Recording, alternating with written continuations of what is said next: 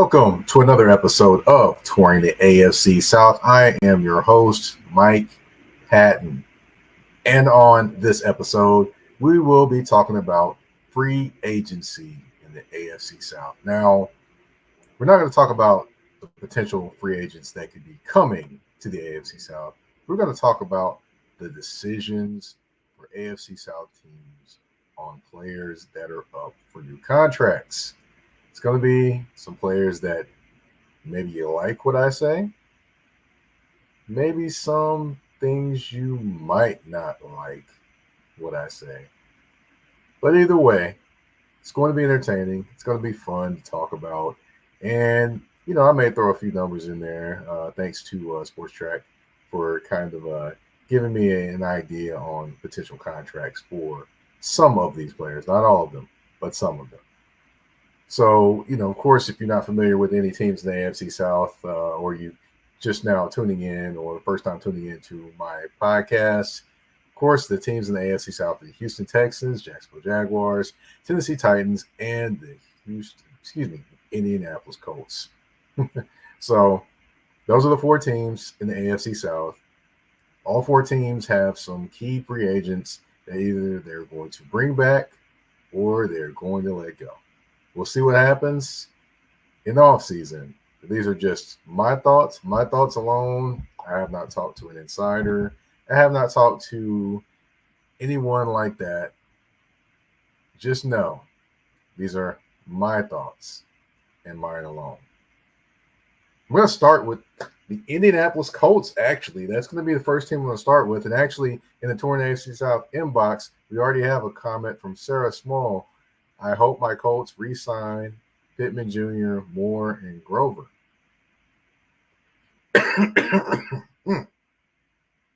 Excuse me, folks.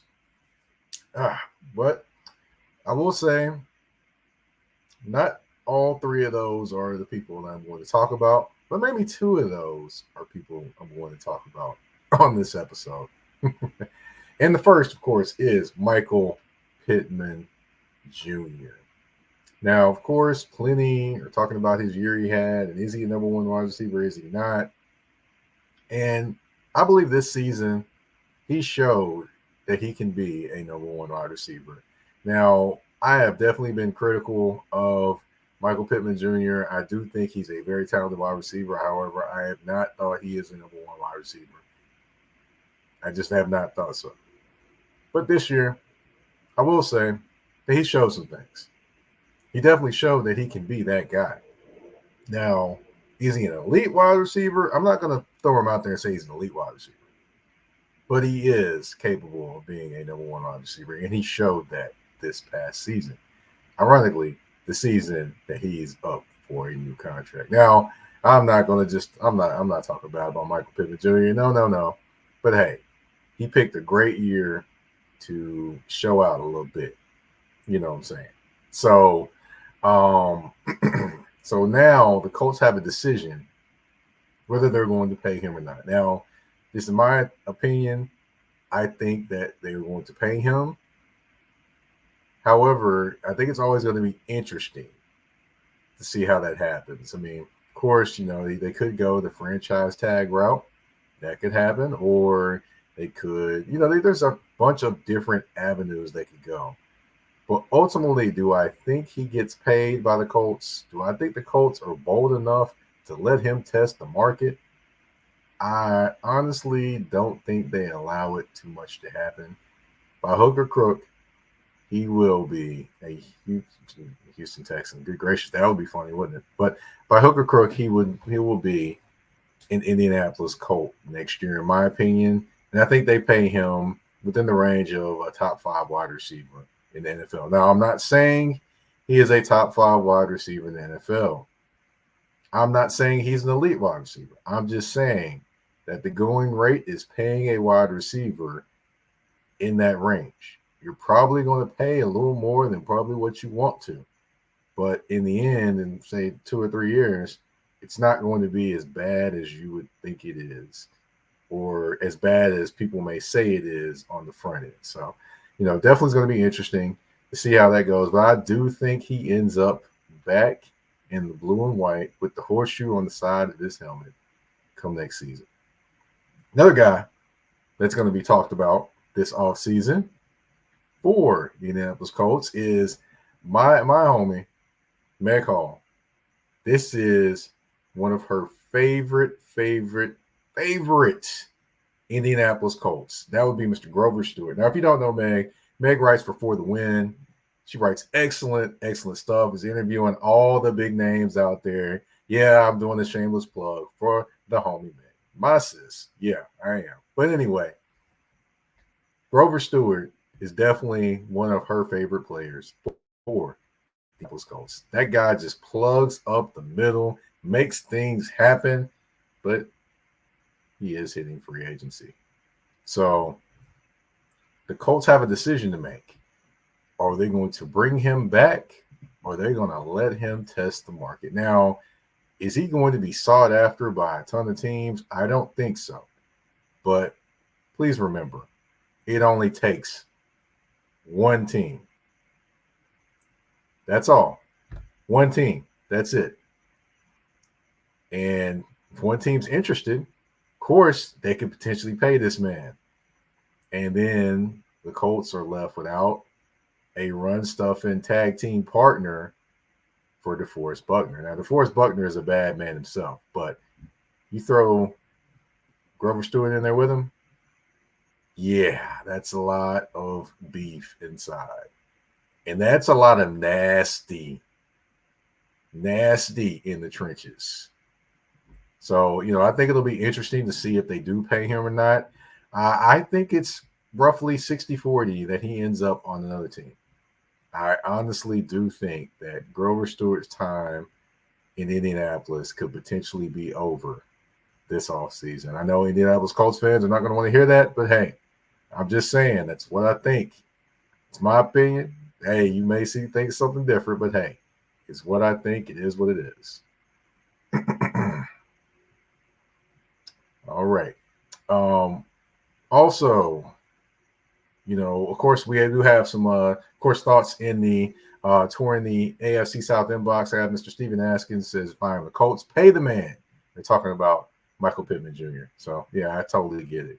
And also, you have some thoughts from Sarah Small again, thinking 4 years, $92 million for Michael Pittman Jr. Honestly, $92 million sounds good, but I'm interested in what that guarantee is. The guarantee number is going to be the big thing to see what happens there. So that'll be the big thing. And of course, Sarah also says 3 years, $35 million for Grover. Honestly, do I see him getting that much? Probably not. But I do see him getting his money this offseason. And the last guy I want to talk about, he stepped in for an injured quarterback. That'd be Mr. Anthony Richardson. And he did well. So I have to say, it's going to be interesting to see what Mr. Gardner Minshew is able to get. Now, Gardner Minshew is an up and down quarterback. He drove some Colts fans crazy, and he made some Colts fans love him. Now, me personally, watching him, he runs into sacks a lot. Now, for those that aren't aware what he does, he scoots around in the pocket, things like that. Now, one play exactly, I'll tell you.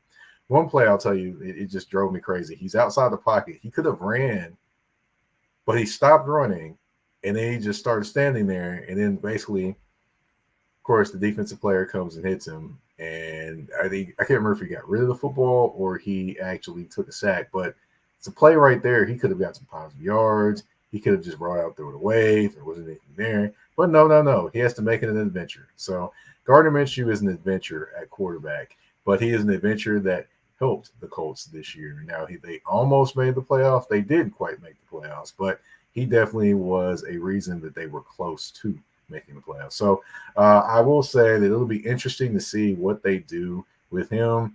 If it's affordable, I would say they probably bring him back on another 1 year deal to be the backup quarterback. I mean, he showed this year, we've been through some of his faults, that he is a dependable backup and one of the better backups in the NFL. So I do think he comes back. So if you're marking down on your score sheet, I got Michael Pittman Jr. coming back to the Colts. I've got Grover Stewart leaving. and Gardner Minshew staying with the Colts. Now, I'm going to slide to one other team. That would be the Jacksonville Jaguars. We're going to, kind of get them in before we go to a commercial break. But, of course, they've got three players that plenty will be talking about. Now, two of those, most definitely people will be talking about. And, of course, we cannot start this segment without talking about Mr. Josh Allen. He who had a career high in sacks this season. He's going to get a big, big deal. Now, I went on Sports Track, kind of looked up, some kind of values, things like that he may have. 5 years, $119 million is what they were throwing out there when it came to Josh Allen. Now, the guarantees weren't in there, so, I don't have that information or, that crystal ball. But that's a lot of money. And now, if you look at their team, he was the money man when it came to getting to the quarterback. So, to me, whether they're in a 3-4 or a 4-3 next season, they need to bring him back. They need to keep him. This was by far his best season. I mean, for those that, I definitely was one of his detractors because I would say he always got pressure on the quarterback, but he never completed the sack. This year, he completed the sack. It's going to be interesting whether it's in a 3-4 or 4-3 again next year. So we'll see what happens. But, definitely he could be there. However, I will say there is one other team in the South, not the AFC South, that's going to be looking. That would be the Atlanta Falcons. They'll probably be looking to see if they can kind of swindle him on over. But I do think eventually he could end up back in that black and teal down there in Florida. So another player, Calvin Ridley. Now, Calvin Ridley's market value, I did do a little bit of research on what Sports Tracks kind of threw out there about his contract. 4 years, $68 million, $17 per year, which, hey, that's an average per contract per year. That's not necessarily saying that he's going to be paid $17 million per year because you also have to look at the guarantee. And remember that most of these contracts are tissue paper. The guarantee is all that matters. Now, with Calvin Ridley, he definitely was very effective, being that he's essentially out for 2 years of football, 1,000 yards receiving, definitely did his thing. But, you do have questions whether he is a number one wide receiver. I mean, I will say he is a talented wide receiver. I'm not going to say he isn't. But, you do have questions whether he is a number one on a winning team. Definitely when Christian Kirk went out for the Jacksonville Jaguars, Calvin Ridley was still there, but he wasn't as effective as he usually would be. If you really want to say, the number one wide receiver was in terms of catches, it was actually Evan Ingram for the Jacksonville Jaguars. So, if you want to say that, that's what I'll basically say. So, basically someone that actually in the Torn AFC South inbox knew where I was getting ready to go. If with Calvin Ridley, it could be a second round pick or a third round pick that Atlanta's getting, depending upon if he gets a contract there, if he does not. So Jacksonville, you got to play this thing smart. Do you want to let it go for a little while and see if you can make some things happen, or do you want to go ahead and get him that deal? Now, if I'm Jacksonville, you look at what you have at wide receiver in the wide receiver room. You have Christian Kirk. You do have Zay Jones, a.k.a. Bruce Leroy, as your slot wide receiver. And you do have Calvin Ridley. So it's going to be interesting just to see what they're able to do, what they're able to hang on to, because they do need help defensively. And, of course, Calvin Ridley, while talented, do you want to pay him number one wide receiver money and then end up having to pay Christian Kirk, next year, I believe. So something to think about if they really want to do that. Do I think he ends up there? Yes. But it's just depending upon the range of the deal, what they do for him. They let him at free agency or do they give him an extension? That could be the difference from the second or third round pick. And it could be the difference whether your team is explosive offensively as they were, or build to be, I should say, going into this year. The last guy I want to talk about is DeJuan Smoot. He's a defensive end. They kind of brought him in a little later. Of course, he agreed to another contract somewhere else. Then all of a sudden, boom, he's back there in Jacksonville. So, it's going to be interesting just to see what they're able to do there. They weren't exactly the most stout run defense. That's where they need the most help. again, it'll be interesting to see if they're in a 3-4 or a 4-3 next year. If they're in a 4-3, then potentially it's time to move on from Dewan Smoot. If they are in a 3-4, then maybe it's lights, camera, action, and then maybe they give them one more year to kind of run through there. We'll see what happens, but my guess is that Dewan Smoot will not be there next year. So if I had to pinpoint it, if you're running back, you're keeping score. Josh Allen, I think he stays. Calvin Ridley is about a 50-50 chance to me. I think he's 50-50 chance he leaves, but I think he's going to stay. And Dewan Smoot, I think he moves on. All right. Now, if you got all that down, we do have – that's 2 teams we've gone over. That's 2 more teams we have to go over as well. But first, we got to pay these bills. On Touring the AFC South with host Mike Patton, we will be back right after this commercial break. A shift. A shift is something that happens and changes the dynamics.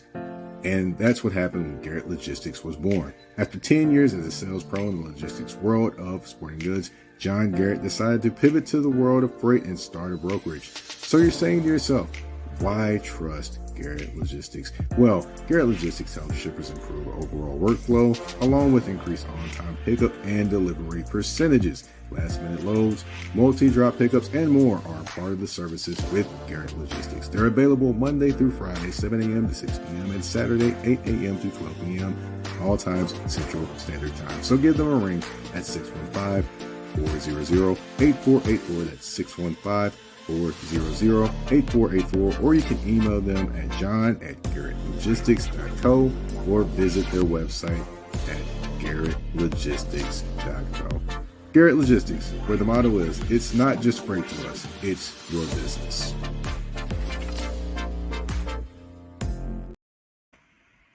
All right, and we are back on Touring the AFC South with your host, Mike Patton. Of course, changed a little bit of the decor, as you noticed, if you are watching. But, yeah, the premise of the show still is the same, though. We are talking about AFC South free agents to be, I should say, on teams in the AFC South. And, of course, the next team is the Houston Texans, the team that surprised everybody and made a run to the playoffs, even won a playoff game. How about them apples, Cleveland? Boy, oh boy. As I look just now, C.J. Stroud just threw another touchdown against the Cleveland Browns. No, I'm just playing. But anyway, of course, they do have a few key free agents as well. I'm going to start off with Dallas, good gracious, Dalton Schultz. There we go. He was a tight end for the Dallas Cowboys. That's why I got Dallas and Dalton kind of mixed up there, But anyway, he was a starting Dallas Cowboys, came over to the Houston Texans. Switched sides of the state, or switched sides, north to the south. But anyway, he actually played well and was a key contributor for the Houston Texans. They have a decision to make when it comes to him. Now, they had him on a 1-year, $9 million deal, and he's probably going to be seeking at least multiple years. I would say, it'd be a nice thing to re-sign him back. However, you do have a tight end that is emerging as a young tight end. It's a walking box of talent named Brevin Jordan. Now, plenty would say you probably keep both of them, and we'll see what happens. If you don't have to pay Dalton as over what you think he's worth, then you kind of keep him around. Now, right now, he's kind of scheduled for 3 years and $34 million per Sports Track. That's basically what he's kind of scheduled to be around. That wouldn't be maybe $2 million more than what he made this year, which that's not bad. But if it gets a little bit past that, a little bit more risky for you, I just go with Brevin Jordan to call it a day, because you saw the potential of Brevin Jordan. That, to me, was the best season that Brevin Jordan has had in the NFL. And you saw the speed, you saw the power, you saw the ability that he has. So, depends upon what Schultz wants and how much he wants, then, you keep him. We're going to say he ends up back there, making $11 million a year on average. So, I could see that happen. The next person I want to bring up is Steven Nelson. Now, Steven Nelson was the corner opposite of course, their heralded cornerback. Now I'm just forgetting names. Anyway, he was one of their best cornerbacks on the team. basically, defended a lot, was a veteran voice in that locker room. And, bringing him over, when they brought him over to the Houston Texans, it wasn't a lot that was expected of him. But in looking at how he performed well. He was physical. He was where he was supposed to be. And ultimately, he was a leader and a voice on that defense, a defense that, plenty did not expect many things from. But he did a good job. He did what he was supposed to do, and now it's time to come back to the table. Now, per Sports Track again, 3 years, $30 million is what is being talked about in regards to him, around the average type of deal for him. Do I think he's worth $10 million a year? It's questionable. However, it would be interesting to see if they were able to bring him back at that $10 million a year. Now, I'm just mentioning this too. 3 years, $30 million does not mean he's making $10 million a year either. But, you got to remember, some of these contracts, again, are toilet paper. They're not really, something you can be like, oh, that's concrete. He's making $10 million a year. No, this is not NBA contracts. This is NFL contracts. The guarantee is the main thing. That is the main thing here. So, depending upon what he wants and guarantees, I could see them re-signing him and continue to build with him as one of your defensive leaders, especially in that secondary. The last guy I want to talk about, George Fant. Now, George Fant was a late season addition, or late in the preseason addition, or around that type of thing. Now, he almost ended up with the Tennessee Titans. Of course, they did not want to pay him what he wanted, and he ends up with the Houston Texans. Did not do a bad job at all. Some people thought he may be, a little bit, past what he could do. He stepped in there and he did his thing, playing opposite Larry Tunsil. Did what he needed to do. So I can say this about him and his contributions. Do I think he gets a big-time deal? No. Do I think he could potentially get like a 1-year deal or maybe a 2-year deal? Yes. Depending upon the price that he wants, I could see him being back with the Houston Texans next year. So that's a keep if you're keeping up with the Houston Texans and the things that I had to say there. Boy, oh boy. But, of course, we know Houston has a lot of money, or a lot of different things as well. A lot of money, a lot of picks. Of course, Cleveland, they thank you very graciously for trading for Deshaun Watson. So, they're still thanking you for all the greatness that you allowed them to be able to, tap into with more first-round picks. So, Cleveland, they love you. But we're gonna move on, of course, it's gonna be Houston. Finishing up Houston, it's gonna be interesting just to see what all they do with any monies they have available, building around a rookie quarterback that is, on a rookie deal. So, hey, but the most of the teams that are winning, or teams that are trying to build a model of winning when a quarterback is on a rookie deal. Now, do all of them achieve that? No, but it's Houston's time to try to do that. Of course, last but certainly not least, we have the Tennessee Titans. Now, wasn't exactly the greatest season for the Tennessee Titans. They did finish in last place in the division. However, they did have a big last game, knocking the Jacksonville Jaguars out of the playoffs. I'm pretty sure there was a lot of satisfaction with that. It's just something you can take into the offseason with a positive. However, there are other players on this team you can't take into the offseason knowing that they're going to be a part of your team. And that's bad. One of those players would be Derrick Henry. Of course, the talk about Derrick Henry is that he is out of here. You've heard rumors of the Philadelphia Eagles in some spots. You've heard the rumors of the Baltimore Ravens getting him in some spots. I mean, he could go anywhere. He could go to Dallas with a big old star on the side of his helmet. You never know where he could be. But just taking a look at everything and kind of studying who they brought in terms of the Titans as the head coach, do I think he is a member of the Tennessee Titans next year? No, I do not. I think they move forward with Tajay Spears. I think they move forward with, kind of diversifying the offense a little bit more. Tajay is more of a guy that can catch the ball in the backfield and run the football, so more of a double threat. and it'll be interesting just to see how they kind of do things there. But do I think Derrick Henry is back as a Tennessee Titan next year? No. It's been a good run, but it just, I think it's time for both sides to move forward. The Titans move forward with what they are trying to do, and then also with Derrick Henry trying to get that elusive title that he probably craves in his career at this point. So, he did just hit 30 people. Now, I will tell people there's a different type of 30 for some people. Just like there's a different type of 39 for LeBron James, there's a different type of 30 for Derrick Henry. If you see that man, the physical specimen that he is, pretty sure he's got a few more years in that body than what any other running back would be once they hit that 30 wall. Now, for those that aren't familiar, the 30 that I mentioned is 30 years old. When running backs usually hit around 30 years old, it's like they have a steep drop off. But do I see that happening with Derrick Henry? No. Just give him some solid blocking. I'm pretty sure he's going to show y'all that he is probably closer to the 2,000-yard guy than he is to a guy that is completely finished in the NFL. Now, moving on to the next person. That would be Azeez Al-Shire. We're going to go defensively here. Now, Azeez was brought over from the San Francisco 49ers to play linebacker for the Tennessee Titans. And, of course, wasn't a big deal that he was signed to. It was a one-year deal.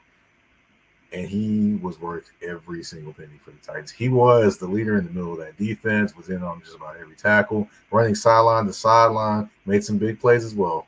So, with more playing time, he was definitely able to produce and become a leader of the defense. To me, I think it would be a shame if he's not back with the Tennessee Titans next year. Definitely has earned a multiple year contract, I believe. And I believe with him, and of course, you got to be strong up the middle. You've got Jeffrey Simmons up there already. Why not keep Azeez right there and kind of keep that strong up the middle pattern going? I definitely think they need to re-sign Azeez. He definitely deserves to be paid, and the Titans do have salary cap space this offseason. So I definitely can see him returning to the Tennessee Titans. Now, there is one other guy that's a defensive player, and he is Jeffrey Simmons' tag team partner in the middle. That would be Mr.